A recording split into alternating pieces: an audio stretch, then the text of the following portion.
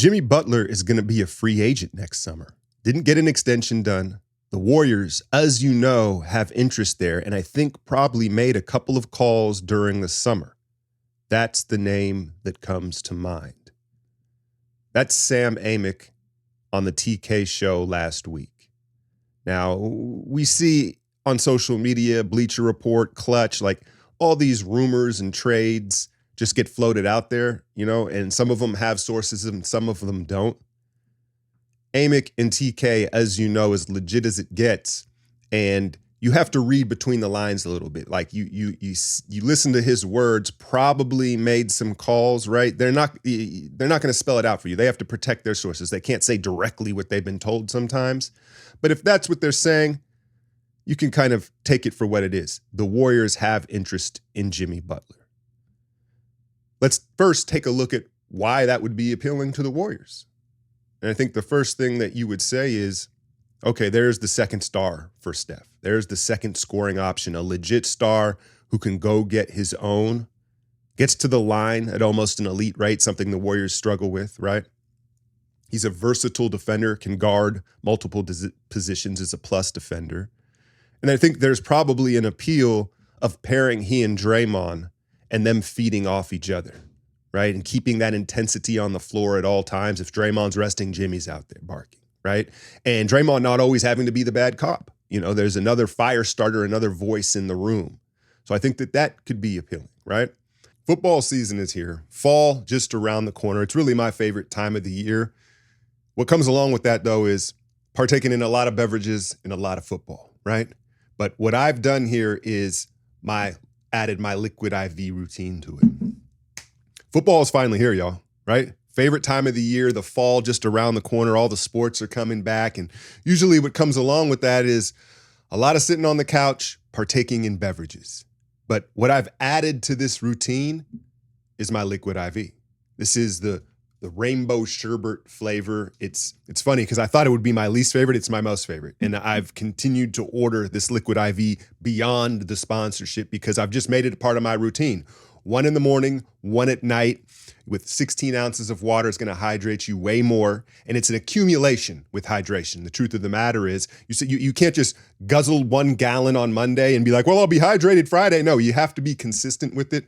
The multiple flavors, the ease and convenience to mix it up and how it tastes, liquid IVs become a staple in my routine. Just tear, pour, and live more. 1 stick plus 16 ounces of water hydrates better than water alone. So start a new fall ritual with Liquid IV. Get 20% off your first order of Liquid IV when you go to liquidiv.com and use code ALCHEMY at the checkout. That's 20% off your first order when you shop Better Hydration today using promo code ALCHEMY at liquidiv.com.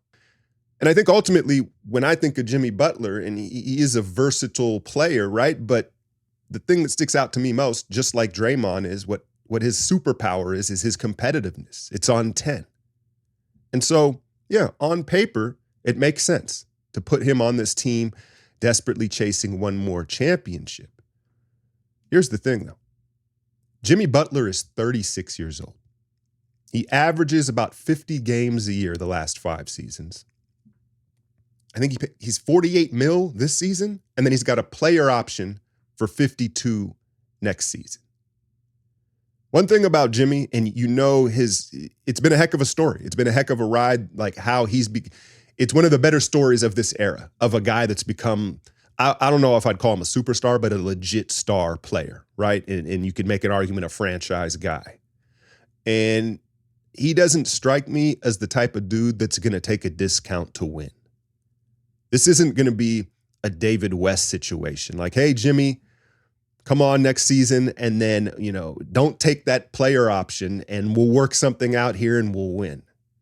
That doesn't seem like a Jimmy Butler thing. So he would have to get paid a ton. Also, listen, he's effective offensively, but he's kind of a ball stopper. He kind of needs the ball. Like when I think of the Warriors offense and movement and cutting, that scream Jimmy Butler. Granted, it sounds like Steve Kerr and Steph are willing to switch things up at this point, right? But I want to show you. I'll pop this on the screen here because I saw this as this rumor picked up a little bit of steam. People are jumping in the trade machines, right? But take a look at this proposal. Did Pat Riley draw this up? The Heat make away like bandits. DeAndre Hunter, Bogey, Kuminga, Moody, first round pick? Yo, like, nah. But the reason why I show you this, right? There's different ways to go about it, but just contract-wise, how much the Warriors would have to give up to bring in a 36-year-old often injured Jimmy Butler. Nah, man. Yesterday I put out this Pat McCaw video. I encourage y'all to go check it out. Put a little extra work into it, but the ultimate discussion at the end was biggest disappointments in Warrior history, right? And you can go back. It's a long road, right? But to me, if they were to push in all the young chips, whether it's a 3-team trade or however it gets done, if they have to push in all the chips to go get Jimmy Butler, I think it would be the worst move of the Joe Lacob era. I know you're going to say the Wiseman pick. The Wiseman pick in hindsight has been, right? But let's be honest, as the pick was happening, most of us was like, okay, yeah, do it, right? But this, nah. We've been talking about Giannis for 5 years, right? And that's like a no-brainer. Somehow like Devin Booker or somebody like that got disgruntled. Boston, one of these guys in Boston, OKC, I think we can keep an eye on. These young cores that are having a lot of success, they don't always, if you look at the history of the league, for one reason or another, they don't always stay together. And so the discussion from Amick and TK really resonated around like, who's going to be the next disgruntled star? And I would look at a Boston, a OKC, even in Phoenix, because it's just so weird what's going on out here. And some of those guys would make sense. Like, okay, push in all the chips, right? But you can't do it for Jimmy. I think it would be disastrous. And I just wanted to jump on here and get on record ahead of it, just in case. Like, I hopefully it's just a rumor. And Miami, probably not the easiest organization to deal with. But hey, we're getting ready for training camp here a week from today, right? The Warriors are going to be out in Hawaii. Did y'all hear that? I guess that's on Lacob's dime. Just team bonding, get them out into a nice environment for this training camp. There was another little bit of news as far as adding to the training camp rosters. We're still all waiting on this Quentin Post news and just how they're going to work these two-way contracts and whatnot. But they added Javon Johnson and Dante Scott to training camp. They're going to be there in Hawaii. It's a nice little trip for them, right? But Javon, I don't think it's Javon. I think it's Javon. Played with Santa Cruz last year and played at Summer League as well. Lanky guard, NBA physical attributes. And he makes sense why you would bring him into camp. Because what you have to understand is with some of this is like you want active NBA bodies to practice against. It doesn't necessarily mean that they think they're going to make the team, right? And so he makes sense. Dante Scott, undrafted out of Maryland, looked really bad in Summer League. I was kind of clowning him during my Summer League breakdowns because he's like this 6'8". He's loafy. He just doesn't move well enough to play in the NBA. And so I was very unimpressed with his Summer League performance. I just don't know why you'd bring him in. Is this, and I think part of that also happens, and we've seen this especially in this Warriors organization, where favors, let's be honest, favors are done. Favors are done. Oh, this coach knows this guy to this guy. Hey, let him, can you get my guy in training camp, right? It's no harm, no foul type of situation.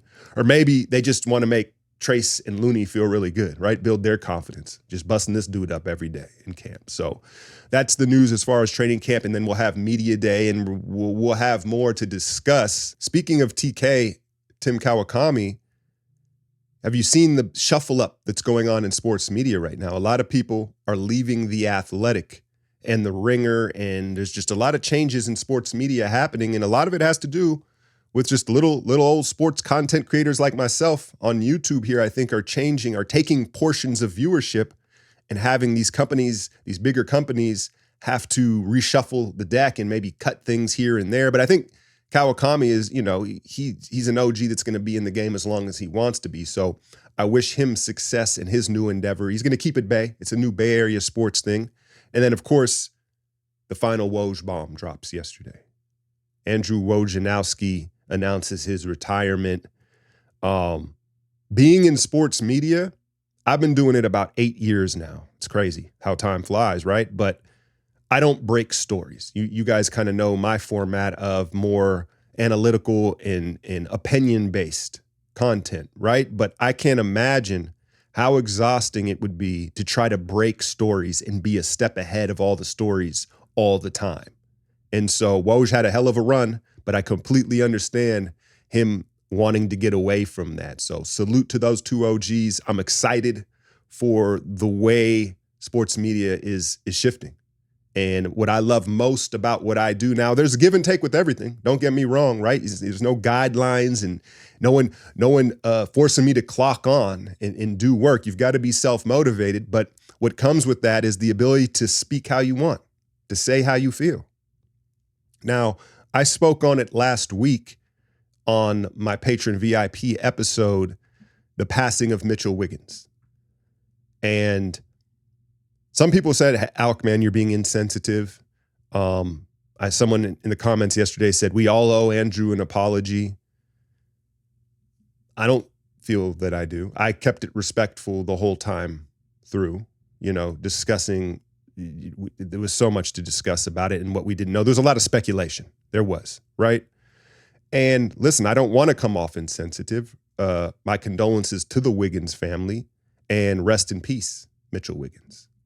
Now, if Mitchell had requested that Andrew be by his side during those times, it's completely understandable. It is. Like, what are you going to do? You have to honor that, right? Or keep it private. Maybe that was Mitchell's request, and so there you have it, and that's what it is. I just hope that ultimately, the family can be at peace and Mitchell's at peace, because it seemed like such a long period of time that it was quite a battle. Right. And so hopefully the family can find peace and Andrew can keep it moving forward. But yeah, it's interesting because, the sensitivity, especially online these days with stuff like this. Look, man, I know everyone comes from different walks of life and they're at different phases in their life. And a lot of you listening, you may be in college or you're in your first job, right? You're in your 20s. As you age and as you jump from different career fields and different jobs, you will be amazed at what your coworkers are going through and still showing up to work. Like I've had coworkers dealing with just incredible things. And I'm not saying it's right or wrong, but I'm saying maybe for someone a little older, my perspective could be a little bit different on dealing with these things. And as you see people deal with it around you and yourself. So yeah, man, rest in peace to Mitchell Wiggins. And I hope that Andrew and his family can move forward and positively and at peace. Hit that like, share, and subscribe. I'm out, y'all.